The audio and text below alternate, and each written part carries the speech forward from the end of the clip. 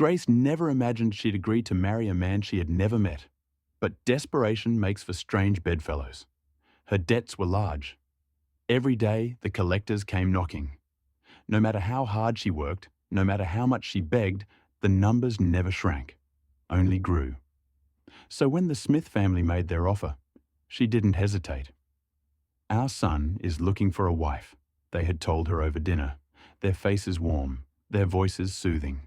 "He is quiet, shy, not good with women, but he is wealthy, and we will pay off all your debts." It was too good to be true. It was probably a scam. And yet, Grace agreed. The wedding was rushed. No meetings with the groom. No conversations. Only hushed, urgent preparations, as though the Smiths feared something, or someone, growing impatient. The night before the wedding, she overheard them whispering. "He must be appeased," the mother said, voice tight. "If we fail again," the father murmured, but his words trailed into silence. Grace should have run. She should have torn off the heavy dress and fled into the night. But she didn't. She stayed. And on her wedding night, she met her husband. The ceremony was strange, quiet, empty. No guests besides his parents. No groom stood beside her. Instead, a framed photograph rested on the altar. Richard Smith. He had a gloomy temperament, his blue eyes sharp. His thin lips were pressed into a firm line. Grace turned to his parents, her stomach twisting. "Where is he?" The mother smiled too quickly. "He is here." A shiver went up Grace's spine.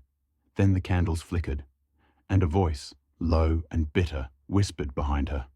"Wife." Grace's breath caught in her throat. "You agreed," the voice continued, closer now. "And now you are mine." She turned, and he was there, dead. Richard's skin was grey.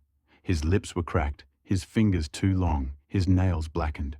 His blue eyes burned with desire. "I died alone," he said, his voice cold. "I had no wife, no children." A touch, feather-light, trailed along her veil, lifting the sheer fabric just slightly. "You are lovely." Grace flinched, but she could not move.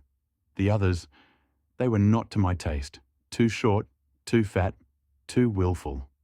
He chuckled, his voice raspy and hoarse. "But you will do." She looked at his parents, silent, still, heads bowed. They would not save her. They had never planned to. "I told them," he whispered. "If they did not find me a suitable bride, I would take them instead." Grace's chest tightened, panic clawing at her. "Please," she gasped. I didn't know." Richard smiled, and then a cold hand brushed against her cheek. "A promise is a promise, my dear wife.